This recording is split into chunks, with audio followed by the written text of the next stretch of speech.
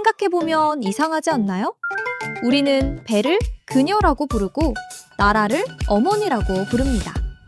어떤 사람은 자기 차를 그녀라고 부르기도 하고 어떤 사람은 남자로 부르기도 합니다. 오래 쓴 물건에는 이름까지 붙입니다. 살아있지도 않은 사물에 우리는 왜 자연스럽게 성별을 붙이고 사람처럼 부르는 걸까요?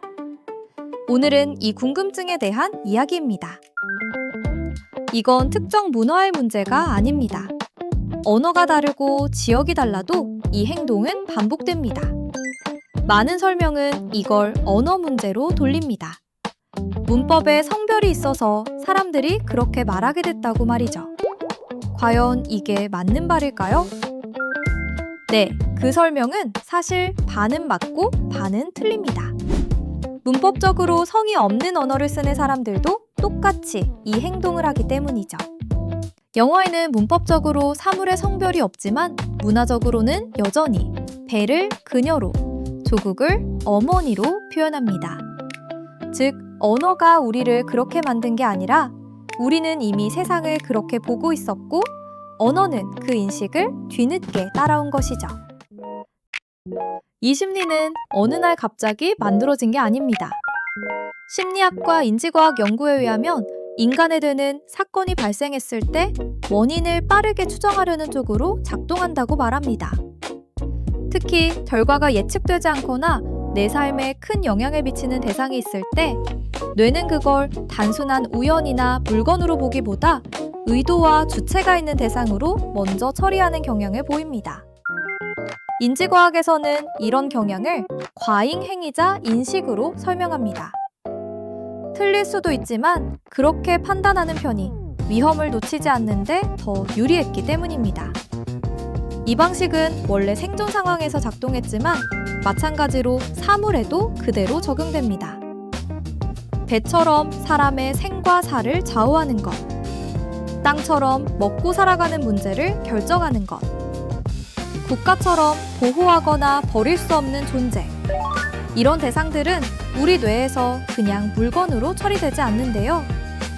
그래서 뇌는 의도와 역할을 먼저 붙이고 가장 빠르게 이해하기 위한 방식으로 성별까지 정하게 되는 거죠. 이때 성별은 단순한 설명이 아니라 대상을 정리하는 인식 도구가 됩니다.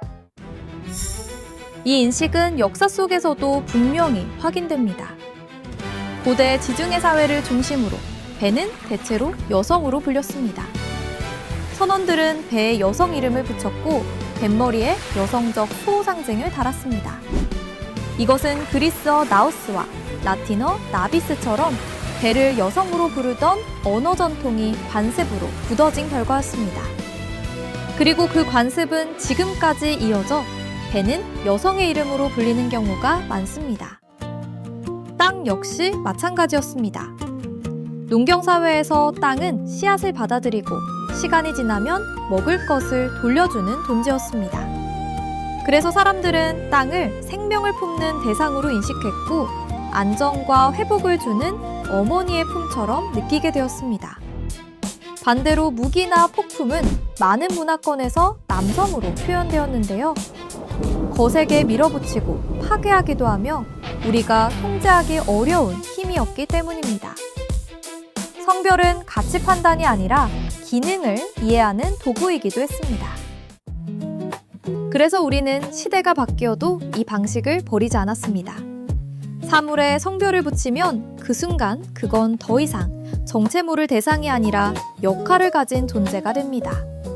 예측할 수 있고 다룰 수 있으며 감정적으로도 친숙한 대상으로 인식됩니다. 이건 착각이 아니라 불확실한 세상을 빠르게 이해하려는 본능적인 방식입니다. 여러분이 어떤 물건에 성별을 붙여 부르는 순간 그 물건은 단순한 물건이 아니라 여러분의 삶에서 분명한 역할을 가진 소중한 대상으로 인식되고 있다는 뜻입니다.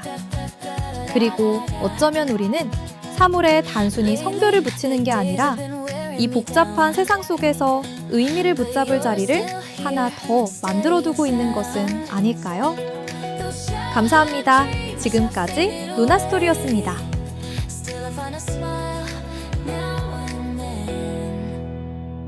Another sun will rise tomorrow. Thank you for staying, I love you.